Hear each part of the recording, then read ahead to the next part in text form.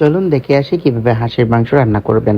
প্রথমে একটি কড়াই নিয়ে সেখানে পরিমাণ মতো তেল দিবেন। তেল দিয়ে তেজপাতা, এলাচ, লং এগুলো দিয়ে দিবেন। আর স্বাদে ভিন্নতা আনার জন্য অবশ্যই আপনি পাঁচফোড়ন ইউজ করবেন। আমি পাঁচফোড়ন দিচ্ছি।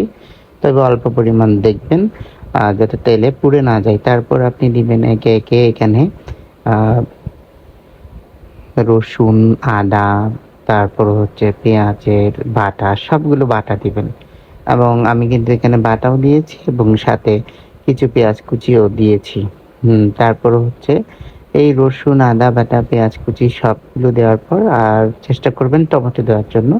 আমি কিন্তু টমেটো কেচাপও ইউজ করেছি এবং টমেটো কুচি, কুচিও ইউজ করেছি। দোনোটাই দিলাম।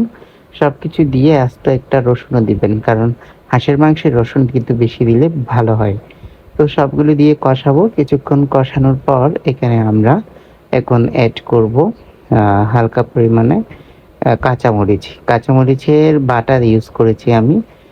কারণ কাঁচামরিচ দিলে হাঁসের মাংসটা অনেক বেশি টেস্টি হয়। আর কালারটা যাতে সুন্দর আসে সেইজন্য আমরা এখানে হলুদ দিব এবং সাথে হচ্ছে মরিচের গুঁড়াও দিব।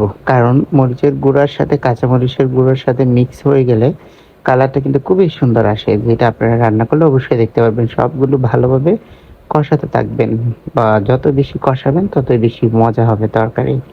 তো চেষ্টা করবেন ১০ থেকে ১৫ মিনিট কষানোর জন্য। আর যদি তা এতক্ষণ কষাতে না পারেন তখন আপনি কি করবেন আ মাংসগুলো দিয়ে দিবেন। মাংসগুলো পরিষ্কার করে ধুয়ে নিয়েছি। মাংসগুলো দিয়ে ভালো করে কষাবেন।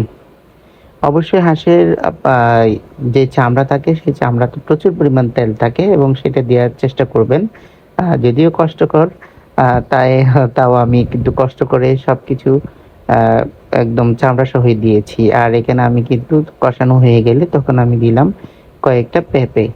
অথবা আপনারা চাইলে চাল কুমড়ো দিতে পারেন। দেখুন তারপর ২০ মিনিট ধরে রান্না হওয়ার পর কত সুন্দর কালার হয়ে গিয়েছে। এই কালারটা অনেক বেশি মজা হয়েছে। আমরা ভাপা পিঠা দিয়ে খেয়েছি।